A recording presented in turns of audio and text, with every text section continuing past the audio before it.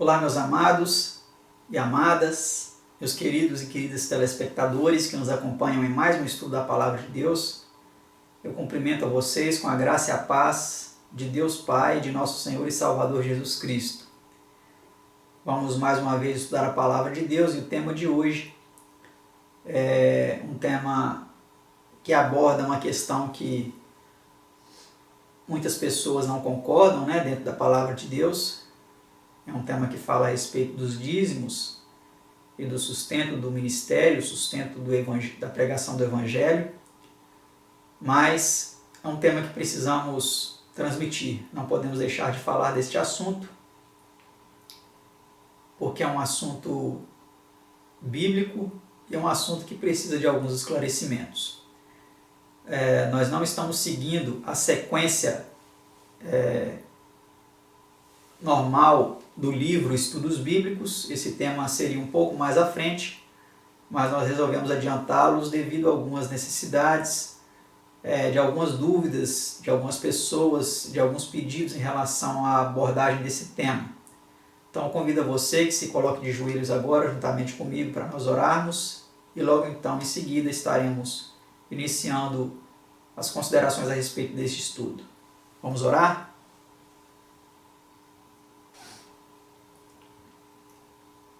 Querido e eterno Pai, que habita nos altos céus, louvado e engrandecido seja o Teu nome e o nome de Seu Filho unigênito, nosso Senhor e Salvador Jesus. Estamos aqui, Senhor, para mais uma vez estudarmos a Tua Palavra, este tema sobre o sustento do ministério, que aborda a questão dos dízimos. Sabemos, Senhor, que muitas pessoas têm resistência a este assunto, mas nós suplicamos, Senhor, que abra nossa mente, o nosso entendimento para compreendermos este assunto de grande importância. Sabemos, Senhor, que vivemos tempos difíceis, onde muitos ensinamentos têm sido proclamados, mas nós queremos ser guiados, Senhor, segundo o fundamento da Tua Palavra, e te pedimos a iluminação ao abri-la agora para estudarmos este tema. Seja com cada um de nossos telespectadores, abençoando-os conforme a Tua santa e divina vontade. São bênçãos que te suplicamos em nome do Seu Filho Jesus. Amém.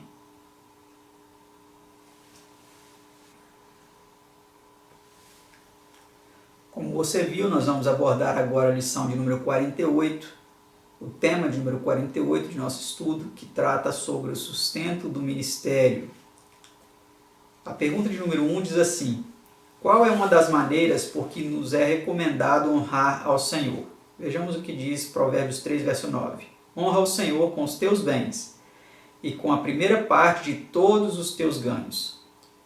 Então, honrar a Deus apenas de boca, apenas de língua, cantar cânticos, músicas, dizendo que estamos com isso honrando, louvando a Deus, não é suficiente. A palavra de Deus vem nos dizendo que nós devemos honrar a Deus com os nossos bens, com a primeira parte de nossos ganhos. Pergunta 2. Que parte da renda de cada um reclama especialmente o Senhor como sendo sua? Vejamos então o que a palavra de Deus vem nos dizendo. Também todas as dízimas do campo, da semente do campo, do fruto das árvores são do Senhor. Santas são ao Senhor. Levítico 27, verso 30. Então, nós vemos aí que as dízimas, a 10ª parte da produção daquela sociedade, que era uma sociedade agrícola, deveria ser dedicada a Deus. Pergunta 3. Para sustento de quem e para que obra era destinado o dízimo em Israel? Então vamos entender um pouco melhor. E eis que aos filhos de Levi tenho dado todos os dízimos em Israel por herança, pelo ministério que executam, o ministério da tenda da congregação. Números 18, verso 21. Então nós vemos aqui que naquele contexto, o dízimo era destinado aos filhos de Levi, que era uma tribo sacerdotal, que ministrava ali o trabalho do templo, da tenda da congregação. E eles que deveriam receber então os dízimos, que eram a 10ª parte, que era 10% da colheita, que eles produziam, que toda a nação de Israel produzia. Esse mantimento, essa 10ª parte deveria ir para a tribo de Levi. Pergunta 4. Em que linguagem aprova São Paulo o mesmo método de sustento do ministério evangélico? Então agora nós vamos para uma parte importante do nosso estudo, porque muitas pessoas dizem assim, ah não, o dízimo ele não era dinheiro, o dízimo ele era mantimento, ele era comida, e ele era para a tribo de Levi. Agora nós não temos mais a tribo de Levi, agora é o ministério cristão, né? E aí eles falam que não é mais necessário o dízimo. Mas vamos ver aqui como Paulo aprova isso no ministério evangélico, né? Após aí Jesus morrer na cruz e os discípulos começarem a pregar o evangelho, vamos ver em que palavras Paulo vem defendendo então esse mesmo método de sustento do ministério. Se nós vos semeamos as coisas espirituais, note aqui que Paulo está usando uma linguagem agrícola, mas com relação à pregação do evangelho. Se nós vos semeamos coisas espirituais, acompanhe o texto aí. Será muito que de vós recolhamos as carnais, que no caso aqui seria alguma renda, né, para a pregação? Não sabeis vós que os que administram o que é sagrado comem do que é do templo? E que os que de contínuo estão junto ao altar participam do altar? Assim ordenou também o Senhor aos que anunciam o evangelho, que vivam do evangelho. 1 Coríntios 9, 11 a 14. Então nós vemos aqui claramente que esse mesmo sistema de financiamento da pregação do evangelho, do ministério evangélico, ele é defendido por Paulo no tempo atual, no seu tempo e também durante os próximos tempos nos quais a pregação do evangelho aconteceria, né? Vamos para a pergunta 5. Sobre que base fundamental repousa a exigência do pagamento do dízimo? Sobre essa base aí, olha, Salmo 24, verso 1. Do Senhor é a terra e a sua plenitude, o mundo e aqueles que nele habitam. Salmo 24, verso 1. Então, quando nós devolvemos a Deus, através dos seus mensageiros que estão anunciando a sua palavra, que são financiados, que são sustentados pelo Evangelho. Eles pregam o Evangelho, então eles vivem do Evangelho, como o apóstolo Paulo vem defendendo. Então aqui, quando nós devolvemos essa parte que ele nos pede, nós estamos reconhecendo que a terra pertence a Deus. Nós estamos então devolvendo uma parte ao seu proprietário. Não é ele que precisa, mas são os seus representantes, são os seus mensageiros, os seus ministros, que estão realizando a sua obra, que precisam deste sustento para então assim continuar este trabalho e levar o pão de cada dia para suas famílias, né? Vamos para a pergunta 6. A quem pertence todo o ouro e prata do mundo? É semelhante ao anterior, né? Em Ageu 2:8, o Senhor diz assim: minha é a prata e meu é o ouro, disse o Senhor dos Exércitos. Pergunta 7. Quem é o dono de todo o gado e aves da terra? Porque meu é todo animal da selva e o gado sobre milhares de montanhas. Conheço todas as aves dos montes e minhas são todas as feras do campo. Salmo 50, 10 e 11. Olha que Deus magnífico, né? Ele conhece todos os animais que existem na face da terra.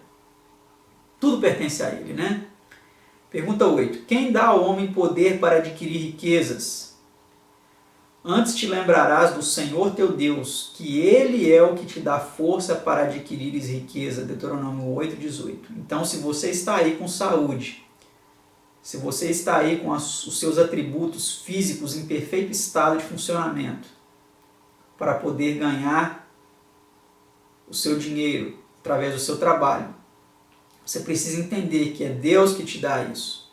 Deus que te dá força, inteligência, saúde, para você adquirir as suas posses, tá certo? Pergunta 9. Que declaração de Cristo indica que o homem não é o original proprietário, mas mordomo dos bens de Deus? Então vamos ver aqui que declaração é essa.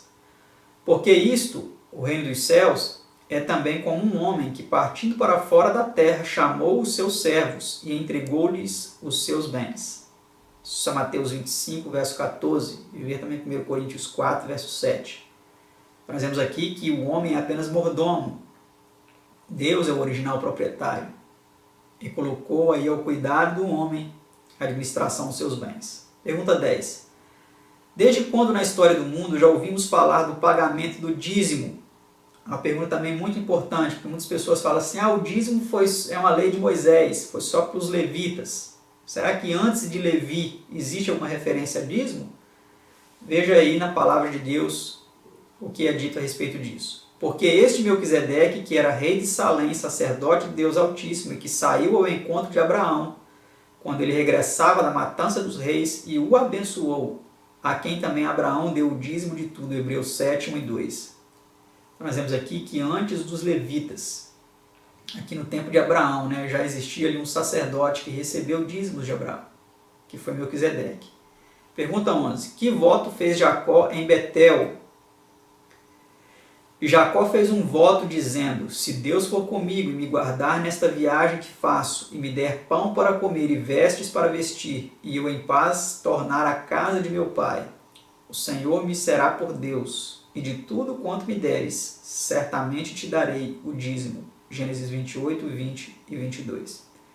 Então nós vemos aqui que antes de Levi, nós vemos aqui que Jacó ele também já tinha se prontificado aí, feito esse pacto com Deus, que se Deus fosse com ele, o abençoasse, cuidasse dele com roupas, com comida, etc., ele seria fiel a Deus e devolveria o dízimo de tudo.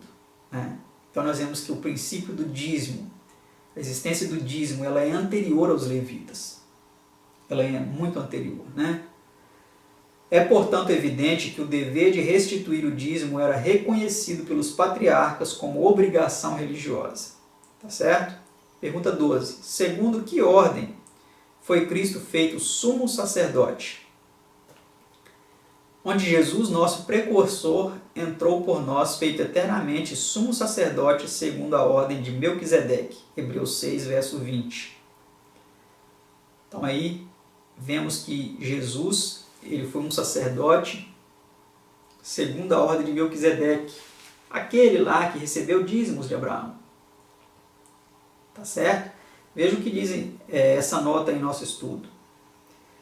Como o sacerdócio de Cristo sucedeu ao de Arão ou Levi, ou seja, veio depois, de Arão, de Levi, que era mantido com os dízimos de Israel, e como Cristo foi feito sacerdote segundo a ordem de Melquisedeque, que recebia dízimos dos patriarcas, antes de ser ordenado o sacerdócio levítico, é simplesmente lógico e natural concluir que o ministério existente sobre o sacerdócio cristão deve ser mantido pelos mesmos meios que eram ambos aqueles sacerdócios, os dízimos do povo de Deus. Então, meus amados, fica então claro para nós que este sistema de sustento do ministério evangélico, ele é perfeitamente vigente ainda em nosso tempo. Porque Cristo hoje exerce um sacerdócio segundo a ordem de Melquisedeque, e Melquisedeque recebeu o dízimo de Abraão. E se nós analisarmos com bastante cuidado, veremos que esse sistema ele é perfeitamente aprovado por Deus e eficiente no sustento da pregação do Evangelho. Se todos aqueles que se consideram fiéis, seguidores de Jesus, separassem 10% de suas rendas, que é o dízimo, mais ofertas voluntárias aí que são estipuladas segundo o coração de cada um, que é um tema que veremos em seguida, que é o tema das ofertas, que veremos no próximo estudo.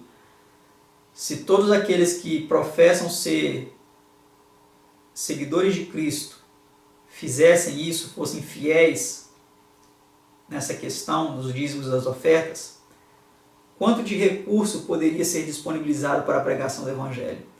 É certo que muitos homens perversos, muitos homens corruptos, muitos homens gananciosos, que estão usando aí estes recursos para enriquecimento próprio, têm usado e abusado dessa mensagem, dessa verdade da palavra de Deus, para o seu próprio enriquecimento, mas também para a sua própria ruína. Muitos homens aí têm desvirtuado a importância deste ensinamento para a sua própria aquisição pessoal, seu próprio enriquecimento ilícito, e assim tem caído muitas vezes em descrédito a importância dessa mensagem. Mas é certo que é uma mensagem bíblica e precisa ser destinada ao fim correto. Se você não está fazendo isso porque você considera os homens corruptos, essa não é a melhor forma de você administrar essa situação. Por que você, então, você mesmo, não separa 10% da sua renda e você mesmo destina esse dinheiro para adquirir materiais e espalhar esses materiais, pregando a verdade da palavra de Deus? Folhetos, DVDs, Bíblias. Por que você não faz isso? Talvez seria porque você, usando de alguns textos da palavra de Deus e algumas orientações de alguns homens, talvez veja que não é certo. Mas daqui a pouco nós vamos abordar um texto que vem aparentemente defendendo que isso deve ser levado para o templo, Nós vamos compreender um pouco melhor a respeito disso. Pergunta 13. Aprovou o próprio Cristo o pagamento do dízimo? Dizimais a hortelã, o endro e o cominho, e desprezais o mais importante da lei, o juízo, a misericórdia e a fé. Deveis, porém, fazer estas coisas e não omitir aquelas. Mateus 23, verso 3. Então Jesus aqui falou claramente que os fariseus deviam fazer essas coisas, ou seja, dizimar todas as coisas, mas não omitir as outras mais importantes, que era a misericórdia, o juízo, a fé, Então ele aprovou, ele endossou o hábito de dizimar, Pergunta 14. De que é culpada a pessoa que retém os dízimos e as ofertas? Roubará o homem a Deus? Todavia vós me roubais e dizeis, em que te roubamos? Nos dízimos e nas ofertas alçadas. Malaquias 3, verso 8. Então a pessoa que retém os dízimos e as ofertas, ele é acusado de roubo perante a palavra de Deus. Pergunta 15 e última de nosso estudo. A que respeito nos convida o Senhor a prová-lo e sob que condições promete ele grandes bênçãos? Então aí é o texto que eu mencionei há pouco, Trazei todos os dízimos à casa do tesouro, para que haja mantimento na minha casa, e depois fazei prova de mim nisto, diz o Senhor dos Exércitos, se eu não vos abrir as janelas do céu e não derramar sobre vós uma bênção tal, até que não haja lugar suficiente para recolherdes. E por causa de vós repreenderei o devorador, e ele não destruirá os frutos da vossa terra.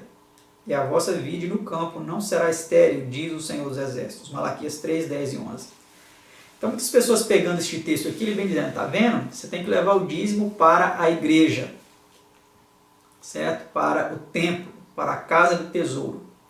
Mas para qual nós vamos levar? Para o templo católico? Para o templo batista? Para o templo luterano? O templo presbiteriano? Para o templo adventista do sétimo dia? Para o salão do reino das testemunhas de Jeová? Eu sei que eles não recebem dízimo, mas ofertas eles recebem, Para a congregação cristã do Brasil? Para qual casa do tesouro eu vou levar? Aí cada um puxa a sardinha para o seu lado, Não, você tem que trazer para cá. Mas essas igrejas estão pregando a verdade evangélica? Estão pregando o batismo verdadeiro, que é em nome de Jesus? Estão pregando o Deus verdadeiro, que é o Senhor Jeová? A divindade verdadeira, que é composta por Deus Pai, por seu Filho Jesus Cristo? Ou estão pregando uma mensagem de adoração distorcida, contrária à palavra de Deus? É necessário analisar isso.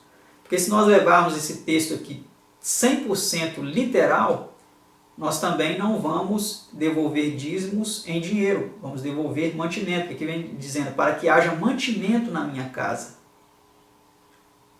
Porque era esse mantimento que era usado pelos levitas para o seu sustento. Certo? Então nós precisamos aqui ter a noção, a ciência, de que esse texto é proclamado em um contexto da época, mas que ele precisa de uma aplicação para o presente. Tá certo? Então que Deus dê sabedoria a cada um de vocês, assim nós finalizamos o nosso estudo, que fala sobre o sustento do ministério. De forma alguma queremos encerrar este assunto por aqui, mas nós já vimos aqui evidências suficientes para endossar ainda até hoje a prática de separar dízimos e ofertas para financiar aí, para sustentar o ministério evangélico, mas que Deus conceda a você que nos assiste sabedoria para que você continue pesquisando, buscando direção de Deus, para que você seja fiel, porque se você estiver retendo isso e usando de forma inapropriada, você é acusado de roubar a Deus, nos dízimos e nas ofertas. Que Deus dê sabedoria a você, para que você não incorra neste terrível erro, você venha então assim saber o que fazer, como destinar esses recursos tão importantes para a pregação do verdadeiro Evangelho, o Evangelho eterno a todas as nações. Que Deus os abençoe, até o nosso próximo estudo, se assim o nosso eterno Pai Celestial nos permitir. Até mais!